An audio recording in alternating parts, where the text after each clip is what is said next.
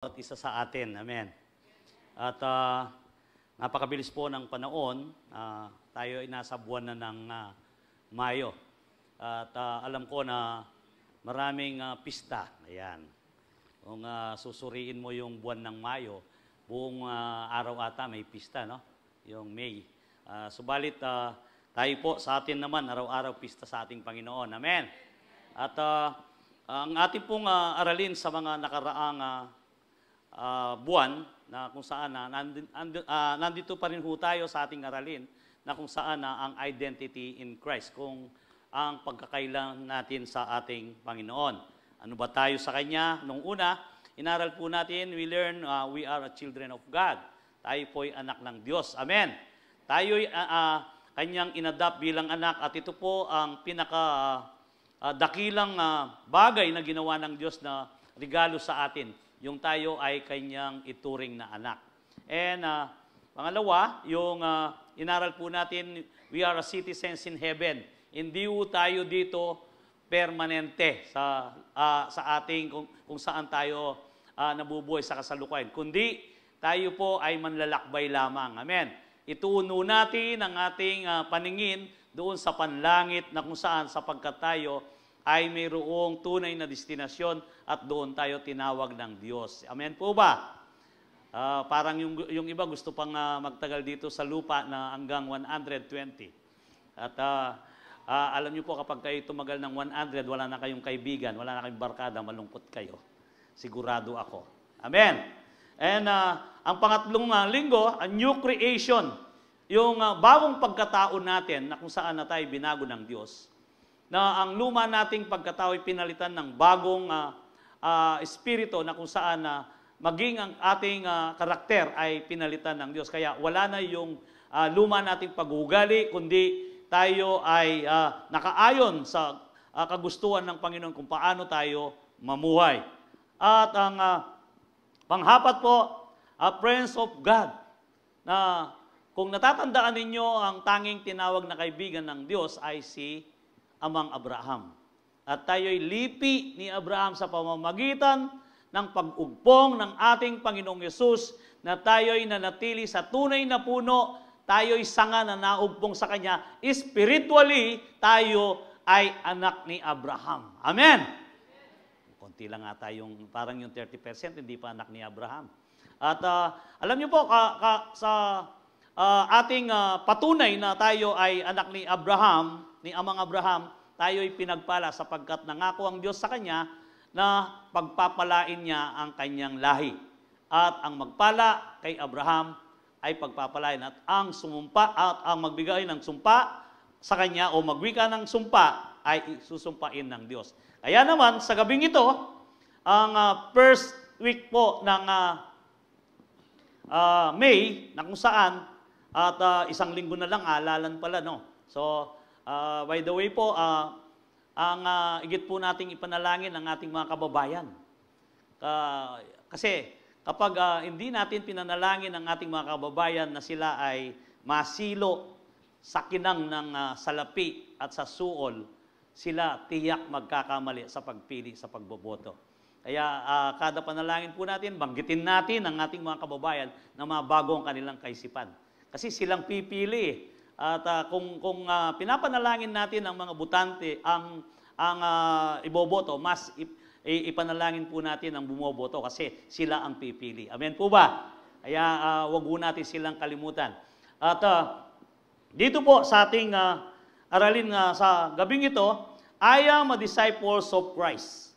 Dito po makikita po natin kung papaano na tayo ay disipulo ni Kristo. At titingnan po natin sa vocabulary.com sa dictionary kung ano ang kahulugan ng disciples. The noun disciples comes from the Latin word discipulus. Kaya pala nung nag-aaral kami sa kapanaunan namin, ayan, yung kapanaunan ninyo at kapanaunan namin, baka mabuko pa ang aming edad. Anyway, basta lampas na kami ng 60 para hindi kayo magkamali. At ang tawag po sa amin kapag kami ay nag-aaral, at tanungin ng teacher, sabi na, pilan ng disipulos mo, Hana?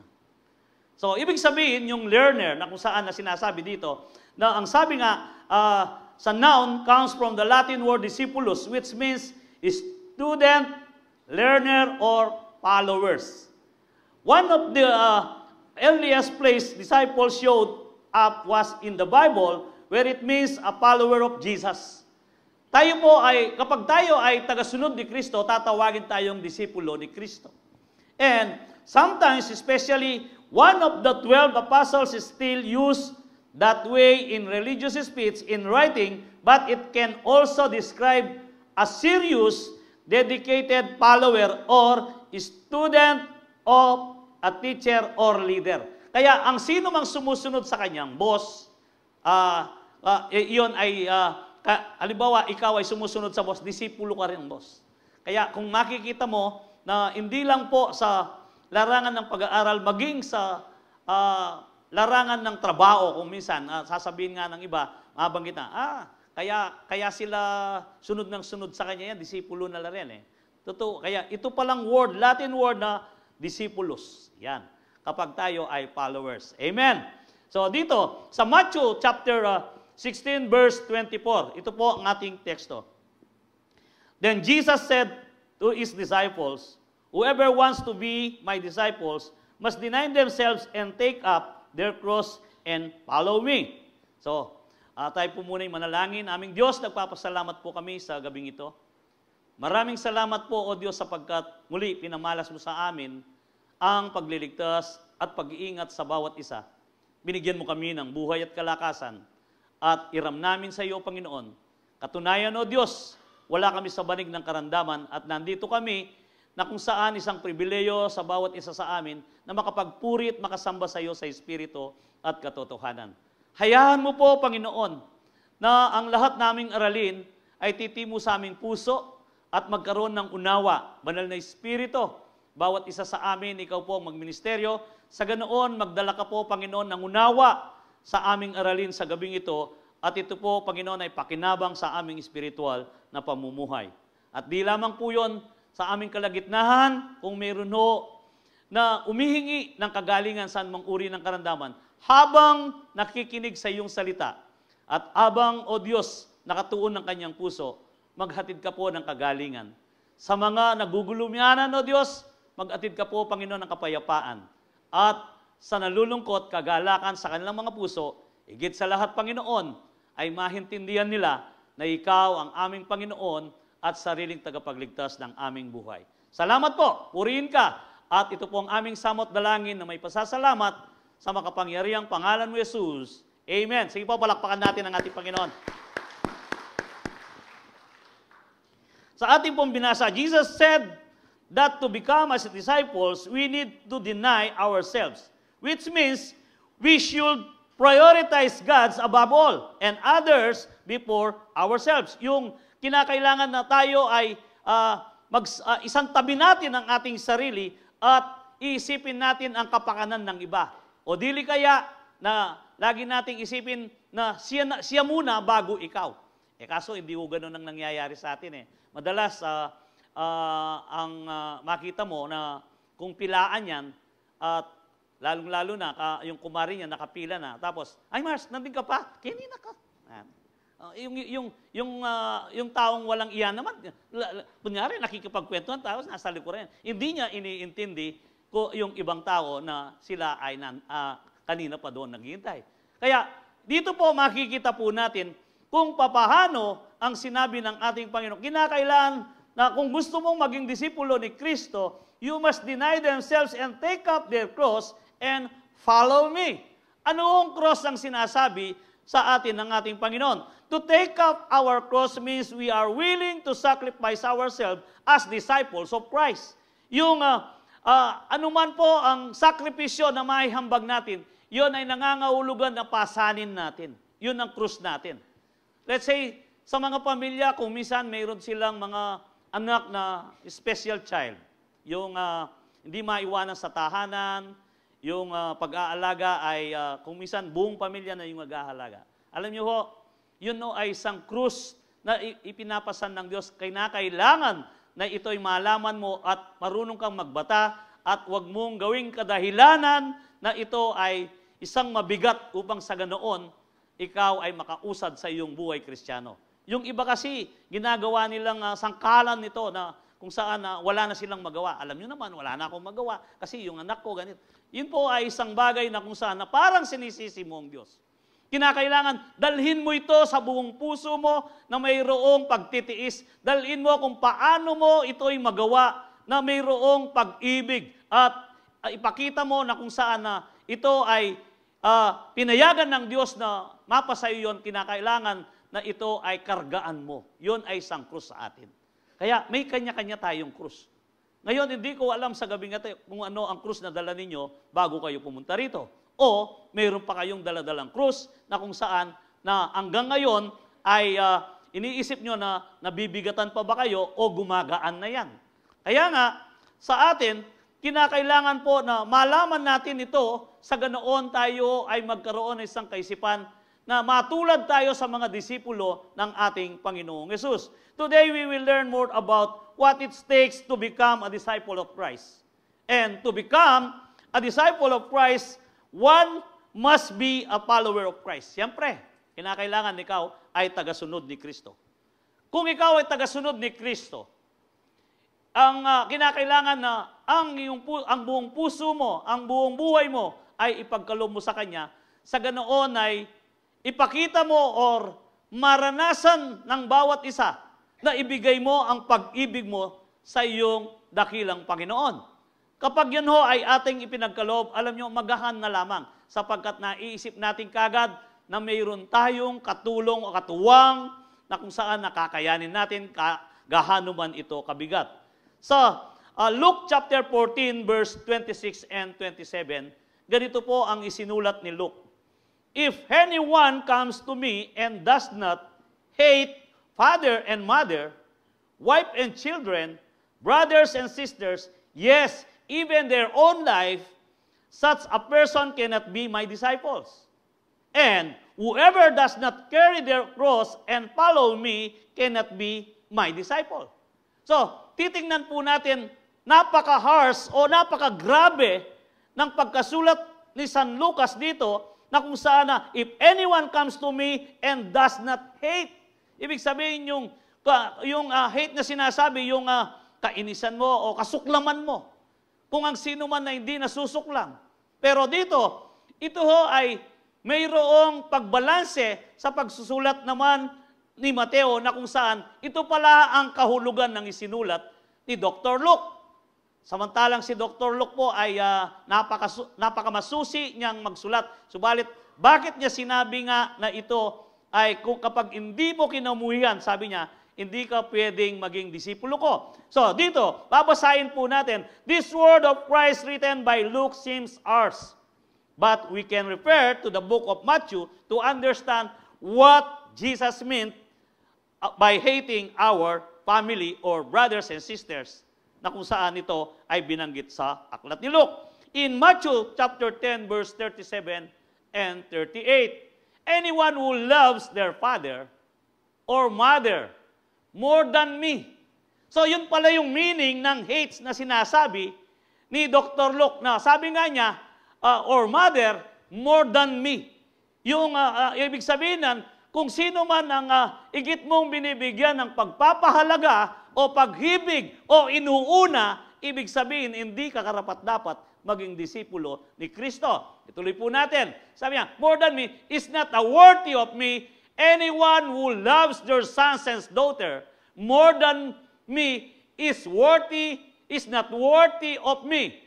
Whoever does not take the cross and follow me is not worthy of me.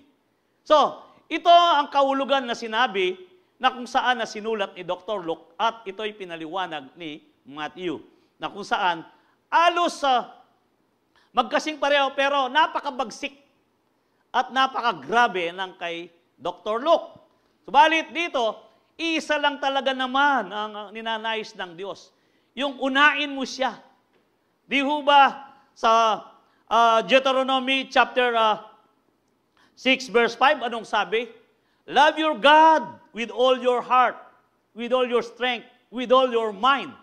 Ibig sabihin na kinakailangan na kung mahal mo ang ating Diyos, ang kabuuan ng iyong pagkatao, sa buong pag-iisip, sa buong kalakasan, sa buong espiritu, buong pagkatao, kinakailangan iyan ay ibuhos mo sa iyong Diyos na manlilika. Ibig sabihin, ano man ang mangyari, siya ang uunain mo. Amen. Kaya kailangan siya ang mahuna. Paano mo ngayon masabing siya ay mahuna? Let's say, for example, yung ganitong pagtitipon ng pagpupuri sa Diyos, mas pinili ninyo na kayo ay dumalo at sumamba sa gabing ito upang maparangalan sa Espiritu at katotohanan ng Diyos. Meaning, inuna mo ang Diyos. Ano man yung iyong nakaset na appointment o bagay na gagawin, inuna mo na ikaw ay sumamba sa Diyos. Ibig sabihin, ikaw ay nakatupad bilang isang disipulo ni Kristo sapagkat inuna mo siya at ang lahat ng bagay na kung saan na ito'y umaagaw at kung minsan hindi lang umaagaw, yung nagbablock na kung minsan na hindi ka makauna sa gawahin na gustong mangyari ng Diyos sa iyo o bagay na kung saan na pinagagawa ng Diyos, kung minsan ito ho ay umaagaw ng atensyon sa atin. At madalas, kung minsan sasabihin natin, ay mag-online na ako mo. Kasi ating kung kasabing tao, importante. Alin kaya ang importante? Higit na importante. Sabihin ko na, higit na importante. Yung bang taong kausap mo, yung bang appointment na iyong pag-uusapan, o ano man yan, na iniisip mo na makakatulong sa inyong pamilya, o yaong unahin mo ang ating dakilang Diyos. Amen. Naunawaan po ba ninyo? Kasi sinabi ng ating aralin, hindi tayo magiging karapat-dapat. Kaya nga, ang ibig sabihin ng krus nito, mayroong sakripisyo. At unti-unti po malalaman natin kung gaano at anong sakripisyo na kailangan gawin natin sa ating mga buhay. Hindi lang ho simple. Hindi simpleng bagay. Nakakita na ba kayo at kung babasahin ninyo ang lahat ng karakter o disipulo ng ating Panginoon, makikita mo na ni isa walang komportable. Walang komportable. Kaya bilang isang disipulo o isang Kristiyano, na totoong ibinigay mong ang buhay mo kay Kristo, hindi ka magiging komportable. Amen. Sabi ko na alang mag-amen. Uling alang komportable, burira komportable le. Hindi ka magiging komportable. Kasi nga, daranasin mo kung anong mga bagay na gustong mangyari ng Panginoon upang ikaw ay tumibay at lumalim sa pananampalataya sa Panginoon hanggang sa masunod mo ito at bagay na kung saan ang buong puso mo, ang buong buhay mo, ang tanging prioridad mo, ang dakilang Diyos. Ito ang kahulugan nito. Kaya nga, to be a follower of Christ, we must be willing to give up not just ourselves, but also our loved ones and place Christ first in our lives. Hindi ho biro. Subalit ito ang sinasabi ng banal na kasulatan. One occasion is a rich man was asked to Jesus out with aid. He said, he has been following the commandments since he was a young boy. Then reply of Jesus made this rich man very sad. Ano hong nangyari sa kwentong ito? Makikita ho natin, doon sa isang kwento, lumapit ang mayaman, sabi niya, guro na mabuti. Bakit mo ako tinawag na mabuti? Ang sabi ng Panginoon. Isa lang ang mabuti. Ang sabi niya, ang Diyos. At ang sabi niya, paano po ako makakabahagi sa kaharian ng Diyos? At sumagot ang ating Panginoon, ang sabi niya, huwag kang papatay, huwag kang mangangalunya, huwag kang magnakaw, huwag kang magsinungaling at huwag kang susumpa sa hindi totoo. At ginawa ko na pong lahat yan, bata pa ako, sabi niya. Alam niyo po, sa paglapit ng rich man na yon, alam na ng Diyos o alam na ng Panginoon kung ano ang motibo niya at alam na niya kung ano ang bagay na hindi niya mabitawan. Kaya, anong sabi ng Panginoong Yesus sa kanya? And in Matthew chapter 19, verse 21, Jesus answered. Sabi niya, if you want to be a perfect, go. Sell your possessions and give to the poor, and you will have treasure in heaven. Then come follow me. Anong nangyari? After na sinabi ng ating Panginoong Hesus yun, dahil totoong napakayaman ng lalaking ito, yan dirit, ipagalang ko, kabud ko na pamya, kabud ko pisale. Nakalimutan ng lalaking ito na mayaman, na ang nagpayaman sa kanya ang Diyos. At nakalimutan niya na nagkaroon siya ng kakayaan na yumaman dahil sa binigay ng Diyos na kakayaan na siya'y pinagpala. Kaya, anong sabi? Nalungkot at tumalikod dito sa ating Panginoon. At ang sabi ng Panginoon, napakahirap na mapabilang ang isang mayaman sa kaariyan ng Diyos. Mabuti pa ang isang kamelyo na pumasok sa butas ng karayom kaysa magpasakop ang mayaman sa kaariyan ng Diyos. Hindi lahat ng mayaman ay mahihimpyerno, ibig sabihin dito. At nung marinig ng mga kanyang apostol o kanyang mga disipulo, anong sabi na? Kung gayon po, guro, sino ang maliligtas? Anong sinabi ng ating Panginoon? Sa tao, imposible. Pero sa Diyos, walang imposible. Amen. Kaya dito makikita natin, tayo ay tinawag ng Diyos at binago, subalit ang malalim na turong ito, kinakailangan maunawahan natin, nabigyan natin ng prioridad ang ating Diyos sa ating mga buhay. At ang usapan dito, hindi lamang pamilya, hindi lamang kayamanan, hindi lamang, maging ang iyong sarili. Ibig sabihin, kapag ito ay nagawa mo, ikaw ay disipulo ni Kristo. Tunay ka ngang sumusunod sa Kanya. Amen. Walang duda. At ikaw ay isang tunay na born again. And we must prepare to give up everything we possess in order to follow Christ. John chapter 8 verse 12, when Jesus spoke again to the people, He said, I am the light of the world. Whoever follows me will never walk in the darkness, but will have the light of life. We become the light of life to the world when we follow Jesus. Tandaan po natin, tayo ay nagniningning at nagliliwanag sa mundong ito at tayo tuturingan na tagasunod ni Kristo kung tayo po ay nakakasunod sa Kanya at ang lahat ng ninanais niya ay nagagawa natin. Huwag ho nating ayahan, nakakitaan tayo ng mga bagay na kung saan ay katitisod ng mundong ito sa bawat isa sa atin. At madali ho tayong mamark ng mga tao. Born again niya pa mo, makanya niya. Kanya pa mong Calvary, kaya niya pa mong santing boses, makanya niya pala. So, kung ikaw ay disipulo ni Kristo, o yung gusto mong sumunod sa ating Panginoon, the way you talk, the way you deliver, the way you communicate, ipakita mo na ang nagtuturo sa iyo ang ating Panginoong Hesus. Amen. Yung mababang puso, walang tinatangi, at isang puso na mayroong malasakit sa lahat ng tao, hindi nagtatangi. Kapag kinakitaan ka ng ganoon, kapatid, yung kinang ng iyong mukha, nakikita si Kristo, sapagkat sasabihin nilang, disipulo ng Kristo yan. Amen. Kaya nga, sa atin ho, ugalihin ho natin, ng ilaw at asin na ipinagkalob sa atin ng Panginoon, bilang ilaw at asin dito sa mundong ito, kinakailangan na ito'y magningning at magkaroon tayo ng lasa upang sa ganoon, lahat ay natutuwa. Kaya po tangalan ng lasa yung tao.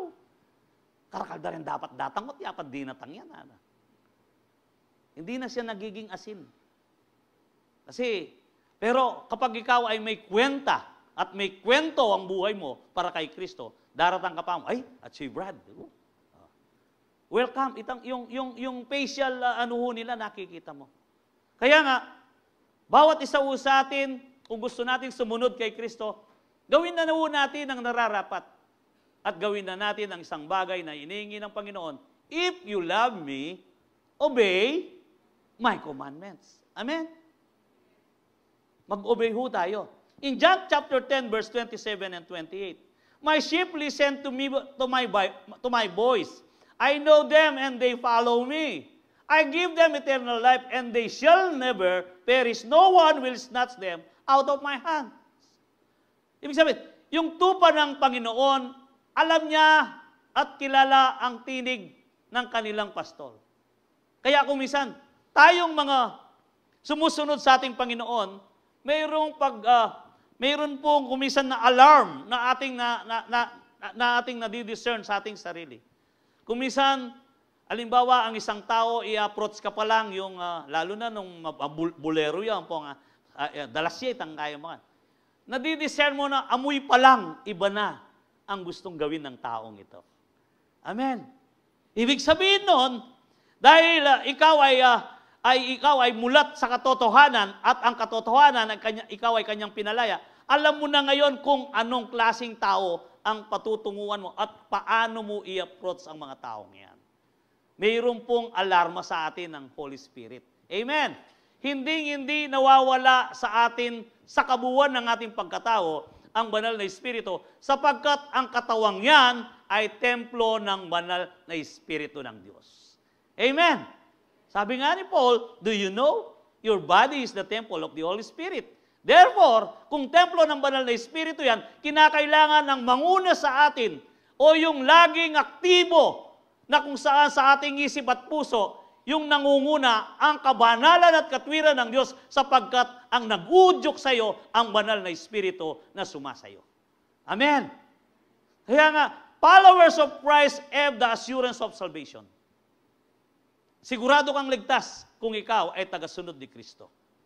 And Mark chapter 10 verse 28 and 30, then Peter spoke, we have left everything to follow you, ang sabi niya. Sabi ni Pedro, truly I tell you, ang sabi ng Panginoon. Jesus replied, no one who has left home, brothers and sisters, or more, or father, or children, or field, for me and the gospel, will fail to receive 100 times as much in the present age.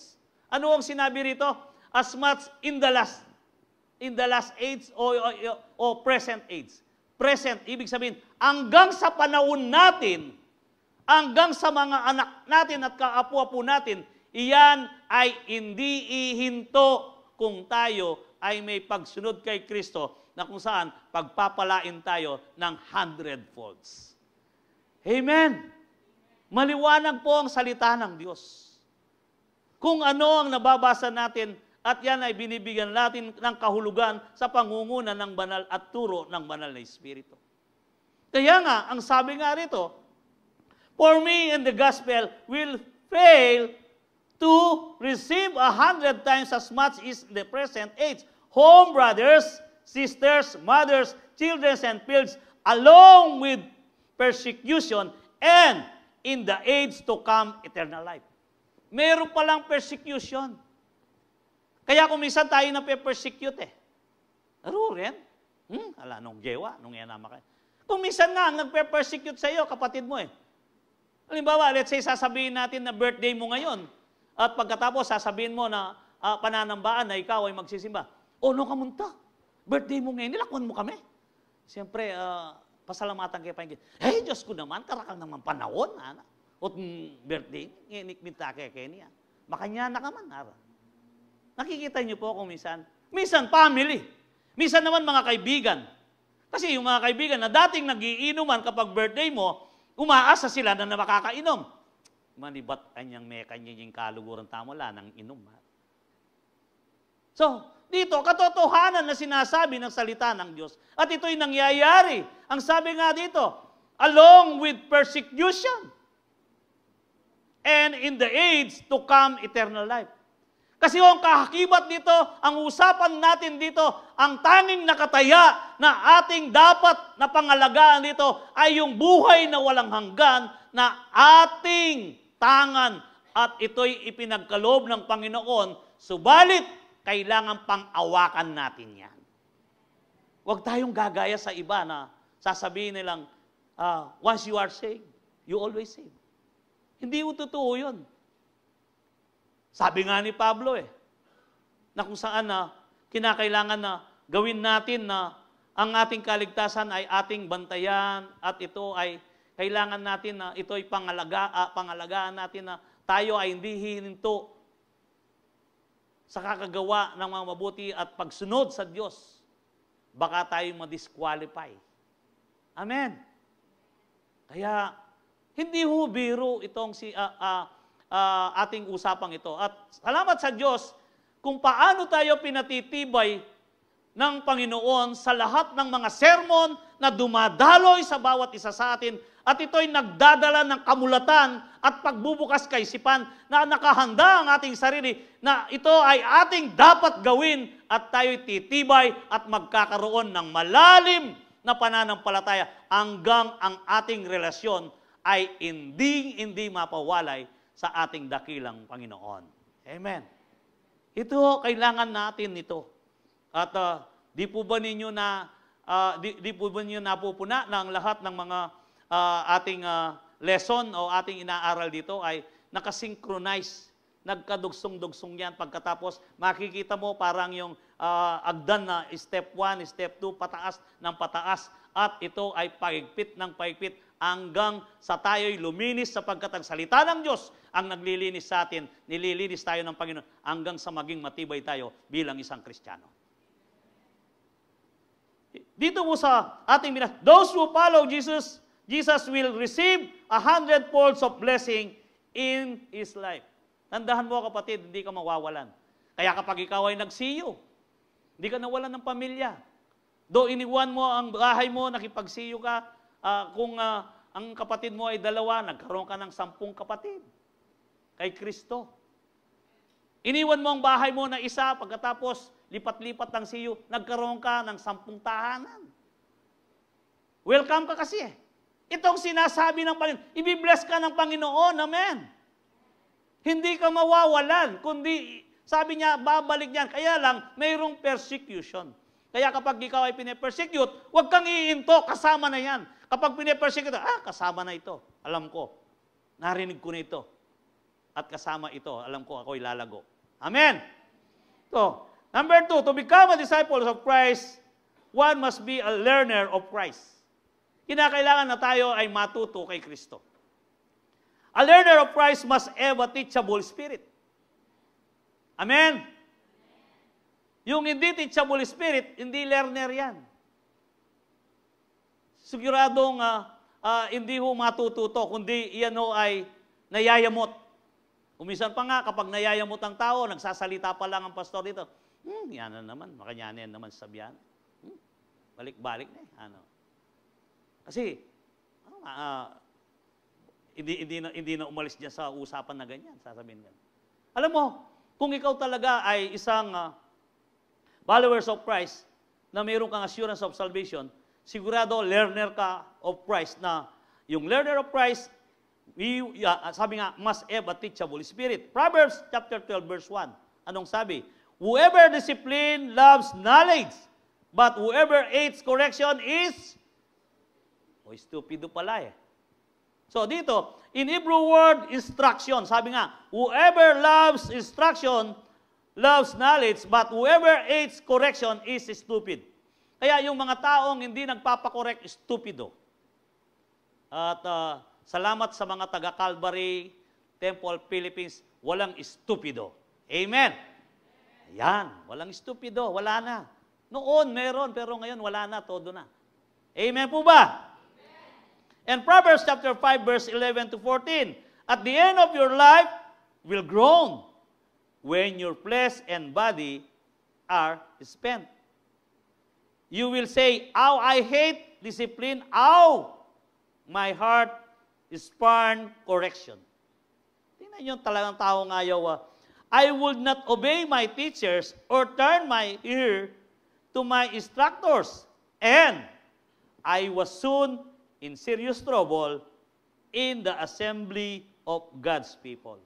So, ibig sabihin, Kristiyano pala ito. Dito kasi sa dulo, sabi niya, and I was soon in serious trouble in the assembly of God's people. Alam niya ang katotohanan, subalit hindi niya ginagawa yung tama. Amen? So, stupido ito. Kasi nga, kung ikaw ay isang Kristiyano, bakit hindi mo gawin na ikaw ay umasta ng isang karakter na parang talagang tunay na Kristiyano? Amen. Kaya, kailangan gawin mo yon. A person who is hard-headed and not having a teachable spirit will fall into many troubles, definitely. siguradong sigurado, yan po ay magpo-fall sa maraming troubles sa kanyang buhay. Kaya ang mangyayari sa buhay niya, kesera-sera. Amen. Kaya Kapampangan, kesira-sira. Totoong nangyari ito. Proverbs chapter 13 verse 18, whoever disregards discipline comes to poverty and shame, but whoever heeds correction is honored. Amen. Kapag nagpapakorek ang isang tao at marunong siya na kung saan sa kanyang kamalian at tinuturuan, siya ay nagkakaroon ng isang matagumpay na buhay. At bandang huli, siya ay kagalang-galang. Amen. Those who listen to the instruction and correction will be blessed. Amen. Blessed o sigurado. Proverbs chapter 15 verse 10, whoever abandons the right path will be severely disciplined.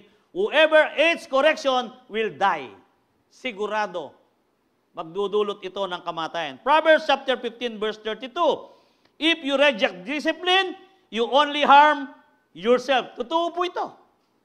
Pinapahirapan mo ang iyong sarili. But if you listen to the correction, you grow in understanding. Amen. Ikaw ay mag-grow doon sa isang bagay na kung saan may pagkaunawa at bandang huli natuto ka at magahan sa iyo at ikaw ngayon ay isang learner of Christ. Amen. Kaya nga, in Matthew 11:28 and 30, come to me, all you are weary and burdened, and I will give you rest. Take my yoke upon you, and learn for me, for I am gentle and humble in heart, and you will find rest for your souls.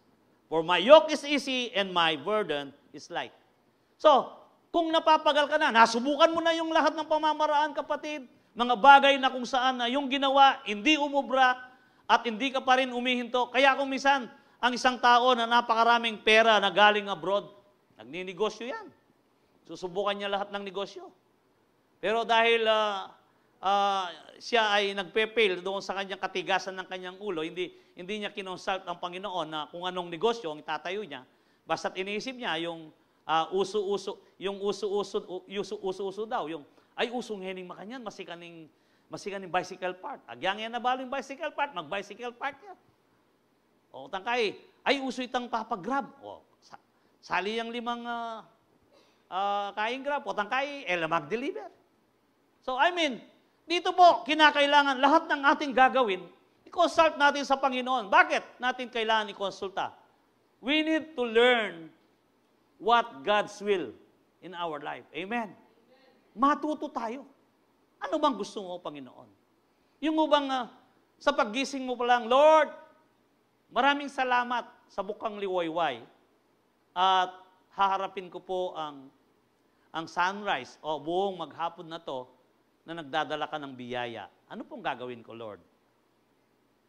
Kapag inumpisaan mo yon, bago ka magkape, ang banal na Espiritu ay mangungusap ng marami sa iyo. Pag upo mo, maraming ipapakita, maraming ipapamalas na kaalaman, and at the same time, ang mood mo ay napaka-strong na kung saan, ano man ang marinig mo sa kapitbahay, talak ng talak o ano. Yung ringalawang kasiping balik, kagising na, ha? Nano naman ito, ngasong rin, malaklalaan, bas kinokarin. Kahit pamarandaman niya pa isiping ng balik. Manya silang aswan, doon naman nagyo. Pero kung ikaw ay nag-umpisa doon, sa isang umpisa na kasama mo ang Panginoon, moody ka. Amen. Hindi po mangyayari na ikaw ay mabuisit o hindi mangyayari ang lahat ng nakikita mo puro negatibo, kundi maging ang pagsingot mo ng hangin na libreng oxygen, pinapasalamatan mo ang Diyos. Amen. Di nga liwaya, edagagawan ta, acknowledge. Burirata, ita sa salwang tangki. Sige, bahala kayo. Sali kong tangki, kamaldareta. O tangkay, pilanyangal do, makasweet ya. O tangalan, manaus ka rin pamilya, saliyo ko, sayang pag-isnawa na. Yun lamang po na ikaw ay nakakahinga ng maluwag, pagkatapos ay ang buhay mo sa maghapon ay nakikita mo, yung nguni ng mga ibon ay naririnig mo. Kahit makarinig ka ng negatibo, kung ikaw ay learner of Christ, kagaya ka ng ating Panginoon na siya ay kalmado. Amen. Maging sa mga trouble, kalmado pa rin ang Panginoon. Maging sa haharapin mo na pagsubok, kalmado pa rin ang Panginoon. So, kung learner ka ni Christ, alam mo, sasabihin mo, Lord, alam ko. Replay lang ito, siguradong may solusyon ang mga bagay na to. Amen. Ako natuto po ako habang nagbabasa kami ng message. Natututo rin ho kami. Kapag mayroong karamdaman ng aking mga anak, sasabihin ko, simple lang word ang gagamitin ko. Lord, subok na naka. Ikay Diyos ko na Diyos ay mala. Agyang ako akakit, gagawa ka. Agyang ako darandaman, patuloy ka pamuring gagawang himala. Anyapin, everyday, Lord, habang ang ko'y himala. Magaling na yung anak ko, agyang at siya abroad. O, tangkay, mamalita ya. Tay, sabi na, o ni Nano. Nano ka, Nano yung doktor. Muscle spasm na kano, itang muscle spasm ko. Enak man mi kay sleep this. Bakit? Ang Diyos ay gumawa ng paraan. Kailangan po ganun tayo. Kasi kung ang trato mo sa Diyos ay hindi niya kaya, kung ang trato mo sa Diyos ay nagpapabaya, pabaya MBA mo. Kasi nga, ganun ang trato mo sa Kanya. Tratuin mo ang iyong Diyos ayon sa gusto mong mangyari sa buhay mo at tratuin mo bilang learner kay Kristo kung anong gusto mong mangyari sa buhay, tiyak mangyayari yan. Sapagkat si Kristo ay hindi nagbago noon, ngayon at magpakailanman. Siya pa rin ang Kristo natin na gumagawa ng himala sa buhay. Hindi nag-iba. Alisin mo natin, palitan natin ang pagtrato natin bilang learner sa ating Panginoon. Amen. Upang sa ganoon, kakitaan tayo ng isang bagay na makita nila ang mukha ni Kristo sa atin at sasabihin ng ibang tao, ay, born again la rin, niya makanyan lang. Mapibabatala, maganakala. Sa Panginoon ang papuri, hindi sa atin. Amen! Makikita po natin na the yoke of Christ is covenant with Him. If we unite ourselves with Him, He will always be with us even in our troubles, He said.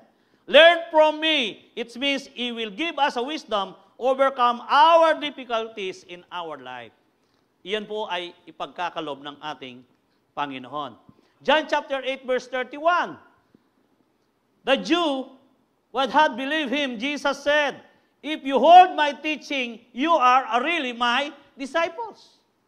Sa mga Hudyo na kung saan na nagsasabi na sila ay anak ni Abraham, kung kayo'y nananatili sa aking turo, ang sabi niya, kayo ay mga disipulo ko. Subalit na sila na nakakita ng himala, nakaranas, nagpakahin siya ng maraming tao at nakita nila kung paano nag-multiply ang pagkain na limang tinapay at 2 isda, sila pa rin ang sumigaw na ipako sa krus si Kristo noong panahong yon.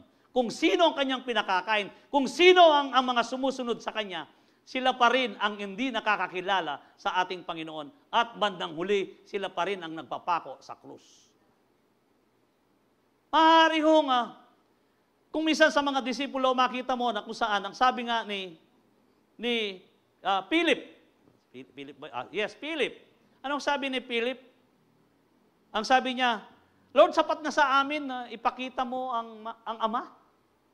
Anong sagot ng ating Panginoong Yesus? Philip, kahit tagal mo na akong kasama, hindi mo pa rin ako nakikilala. Ang Ama at ako ay iisa sapagkat ang nakakita sa akin ay nakita na niya ang Ama. Amen. Kinakailangan tayo'y maging learner sa ating Panginoon upang sa ganoon. Pag alam natin yon, tayo ho ay nakakabatid at nakakaalam sama sapagkat ang ating Panginoon at ang Ama ay iisa. In 2 John chapter 1 verse 9, anyone who wanders away from this teaching has no relationship with God. But anyone who remains in the teaching of Christ has relationship with both the Father and the Son. Amen.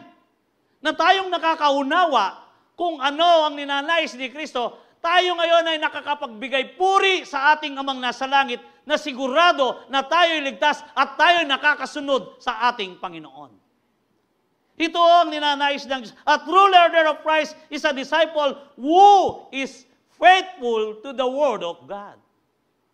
Mayroong pagsunod sa salita ng Diyos. Ang lahat ng sinasabi ng salita ng Diyos ay akma sa buhay niya. Ang lahat ng sinasabi ng Diyos ay nagre-reflect sa atin. Kinakailangan na mag-reflect ito upang sa ganoon, hindi tayo kakitaan ng butas upang sa ganoon, tawagin tayong na learner of Christ at tayo'y disipulo niya. Amen. And last, a true learner of Christ, o to become a disciple of Christ, one must be committed to Christ. Yung commitment. Ang inihintay po sa atin ng Panginoon yung commitment. Sa mga mag-asawa, ano ba ang iyong inabol sa asawa mo? Ay, pastor, maputi at bala mo, Coca-Cola ya. O niyang 30 years na kong may yabe. Ay, pastor, bala mo, drum ya. I mean, kumisan kasi ang iba ho, ang kanilang first priority na nakikita, yung kung ano, yung physical na anyo niya. Alam nyo, ito lagi kong naririnig kay Pastor Manny kapag nagkakasal siya kasi badi-badi niya ako, lagi niya ako. Ang isang pagsasama ng mag-asawa, hindi yung kilig o yung dahil sexy siya or gwapo siya, kaya sila. Kailangan na kapag pinakasalan mo ang isang tao, yung commitment. Kagaya din dito, yung committed ka kay Christ. Kasi inalimbawa nga si Kristo, yung iglesia na kung saan na ikakasal ka ni Kristo. Kaya yung babae at lalaki, kagaya rin nga. Commitment. Kasi lilipas yan eh. Nung una pa nga, sa kayamon jeep, alalayan may bumipantal ng buldit paraitas Pero kanyang medyo luno rin anak, kabagal mo! May bugtan ng malakwang kesakin. Nakikita po natin, kinakailangan dito ang commitment. Be committed. Amen. Yan man ay nasa balik ng karamdaman. Yan man po ay hindi na bumabangon na kahit na isang taon na ano yan, yung bedridden siya. Dahil may commitment ka, kinakailangan hindi nagbabago yung pag-ibig mo at pagmamahal mo. Same thing, yung committed to Christ, hindi nagbabago yung commitment mo kay Kristo. Gaano man ito kasakit, gaano man ang pagsubok na inarap mo o kahirap, gaano man kasakripisyo, kung minsan kasama dyan ang mga possession ng ating mga sarili, yung hindi lamang yan, material na bagay, pera, or pati na yung taanan, kung minsan buksan mo sa... Kasi nga, committed ka kay Christ. In Matthew chapter 16, verse 24, then Jesus said to the disciples, whoever wants to be my disciples must deny themselves and take up their cross and follow me. Inulit po natin yon. In this verse, Jesus was asking the disciples in commitment if they want to follow Christ. Ang sabi, we need to commit ourselves totally to Christ in order for us to be a true disciples. We should never settle for less our time and devotion to Him. Amen. Kunti lang nang nagdi-devotion dito. Our fellowship and ministry. Amen.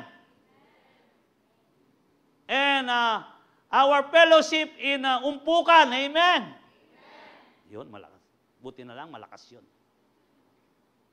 In 2 Timothy chapter 1, verse 12, that is why I am suffering as I am, yet this is not cause for shame. Tingnan niyo ho si Pablo dito, no?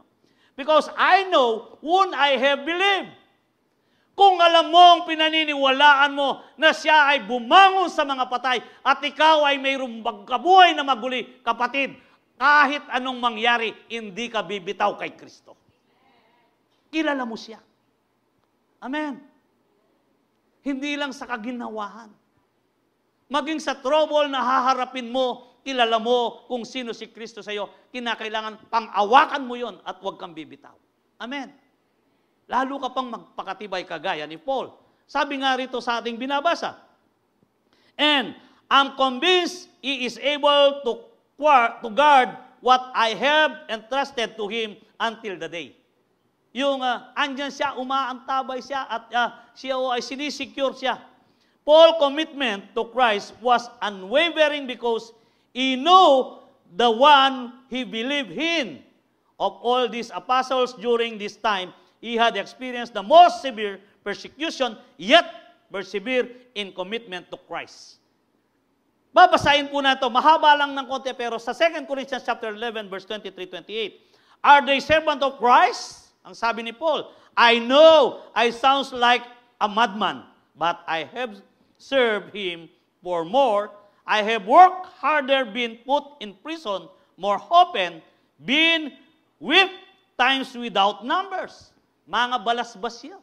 E na naabilang. And faced death again and again. Umaarap siya sa kamatayan. 5 different times the Jewish leader gave me 39 lashes. 5 times. Time is 39. Yung dinanas ni Kristo na 1 time ay dinanas ng 5 times ni Paul.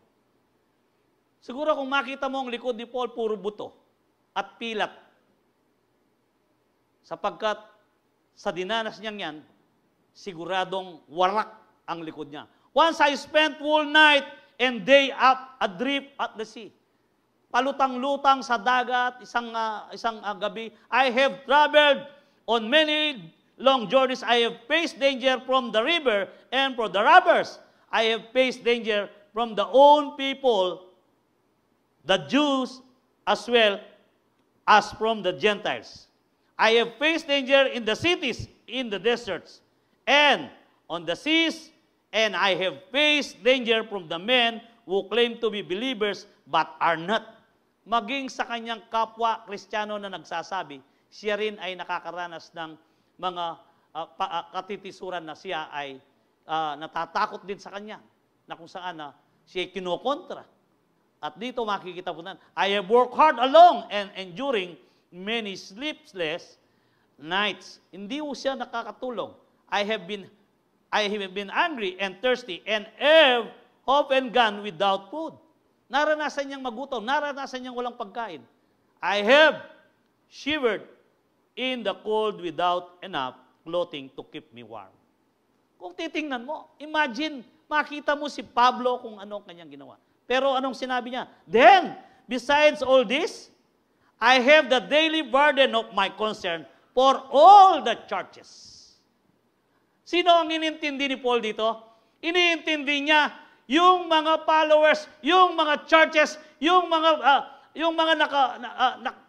naka-receive ng mabuting balita sa kanya. Iniisip niyang lahat ng ito, ang kapakanan ng mga ito. Kumusta na kaya sila? Baka sila ay nanlalamig. Baka sila ay nag-backslide na. O baka naman sila ay nag-aaway-away na. O baka naman sila ay nagkakagatan na at walang matitira, ang sabi ni James. Alam niyo po, napaka-lalim ang unawa ni Pablo na lubusan niyang kikilalanin ng ating Panginoon. And 2 Timothy chapter 4:7, I have fought the good fight of faith, good fight, I have finished the race, I have kept the faith. Anong sabi dito? Malapit na siyang mamatay dito. Ang sabi niya, basta't laban lang. Kapatid, di ko alam sitwasyon mo. Di ko alam kung gaano ka committed sa ating Panginoon. Dumaranas ka man ng mahabang panahon na iniisip mo na parang walang pagbabago. Pasalamatan mo ang Diyos at ang lahat ng yan, alam niya ang paghihirap mo. Hindi ho bulag at hindi kumukurap ang ating Diyos. Hindi nagpapabaya ang ating Panginoon. Siya yung Diyos na on time. Amen. Hindi ho nahuhuli. At tandahan po natin, sabi nga, in 2 Timothy chapter 4:7, I fought the good fight of faith, I have finished the race, I have kept the faith. In Acts chapter 20, verse 24, however, I consider my life worth nothing to me. My only aim is to finish the race and complete the task the Lord Jesus has given me, the task of testifying to the good news of God's grace. Ano ang task? O ano ang gusto mong mapatunayan, kapatid, sa buhay mo bilang isang mananampalataya? Si Paul, binigyan tayo ng clue. Ang sabi niya, the task of testifying to the good news of God's grace. To be a true disciple of Christ, one must fully commit to Him until the end. Amen. Totoo nga na tayo ay Kristiyano. Subalit, tayo po ba ay disipulo ni Kristo? Ito ang tanong. Kasi ang disipulo ni Kristo, ayon sa ating inaral, wala kang ititira sa buhay mo, kapatid. Zero na reservation. Wala kang i-reserve. Kung gusto mong maging disciples of Christ. Todo. Kasama na dyan ang property, kasama na dyan ang sarili. Para ikaw ay matawag na disipulo ni Kristo. Kaya sa gabing ito, ikaw ang nakakaalam sa sarili mo. Are you the disciples of Christ? And mag-review na po tayo. I am a disciples of Christ. Una, we need to be a followers of Christ. And we need to learn or learner of Christ. And the last is committed to Christ. In Matthew 28, verse 19 to 20, therefore, go and make disciples of all nations. The disciples is followers, learner, baptizing them in the name of the Father and of the Son and of the Holy Spirit. Teach these new disciples to obey all the commands I have given you. Ano ang sabi rito? Na kayo na bagong disipulo, ang sabi niya, teach these new disciples to obey all the commandments I have given to you. And be sure of this, and I'm with you always, even the end of the age. Tandaan mo, kapatid, kapag wala kang reservation sa iyong buhay, tiyak kasama mo si Kristo sa buhay mo. Ang pangako niya, I will never leave nor forsake. Hindi ka iiwanan ng Panginoon. In times of trouble, andyan ang Panginoon. At sigurado na kahit anong gawin mo, ikaw ay mananagumpay bilang isang Kristiyano. Sapagkat ang isang disipulo ni Kristo, siya'y sumusunod, siya'y natututo, at ibinigay na niya ang kanyang buhay para kay Kristo. And a true disciples of Christ is committed to make disciplines, teach them to obey Christ. Amen. Kaya, bawat isa po sa atin, na kapag tayo nakapag-win ng soul, turuan po natin sila ayon sa pinatuturo ng ating Panginoon. Sa ganoon, sila din naman ay maging matibay at maging kagaya ng ating inaral sa gabing ito bilang isang disipulo ni Kristo. Sige po, tayo po'y tumayo. Aming Diyos, nagpapasalamat po kami sa gabing ito. Maraming salamat po at sa malalim na turo na inaakala ng bawat isang Kristiyano ay okay lang na kami ay kampante. Lord, ayon sa tinuro mo sa gabing ito, huwag namin gawing komportable ang aming sarili sapagkat malapit ka nang dumating. Ang tanging angad ko, Panginoon, sa bawat nakarinig sa gabing ito ay darating ka man, Panginoon, na madatnan mo na gumagawa pa rin ang aking mga kapatiran at maging kaming lahat ayon sa nilalayon ng iyong kaharian sa langit. Maraming salamat po, O Diyos, sapagkat tunay nga, minulat mo kami sa katotohanan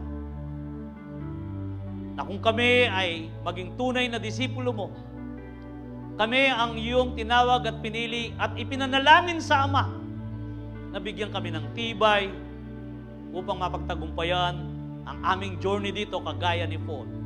Lord, ang banal mong Espiritu ang nagbibigay sa amin ng kaaliwan, katatagan, wisdom na kung saan na ito ay naglalagay sa bawat isa at para maging magahan ang aming aarapin. Lord, papanatiliin pa rin namin, Panginoon, na kami mayroong kagalakan sa puso. Papanatiliin pa rin namin, Panginoon, na mayroong kaming kapayapaan. Dumaranas man kami, O Diyos, ng kapagsubukan, subalit sa gabing ito, Panginoon, sapat ka na, Panginoong Yesus, sa aming mga buhay. Sapat ka na, O Diyos. Maraming salamat po sa turo mo kung paano kami maging tunay na disipulo. Ayahan mo, Panginoon, sa pagtanggap namin ng banal na hapunan. Hahalalahanin namin ang iyong ginawa sa krus. At po, Panginoon, ay tumimo sa puso ng bawat isa sa amin. At dadalhin po namin ito na magdala ng tibay ng pananampalataya. Sa ganoon, O Diyos, habang kami naglalakbay sa mundong ito, mayroon kaming kakayahan na malampasan sapagkat ang katagumpayan ay ipinagkaloob mo na sa amin. Salamat po. Purihin ka, Panginoon, sa aming kalagitnaan. Tubong aming dalangin na may pasasalamat sa pangalan mo, Jesus. Amen. Amen. Sige po, tayo po ngayon ay kumuha ng mga elemento. Tayo po ay sabay na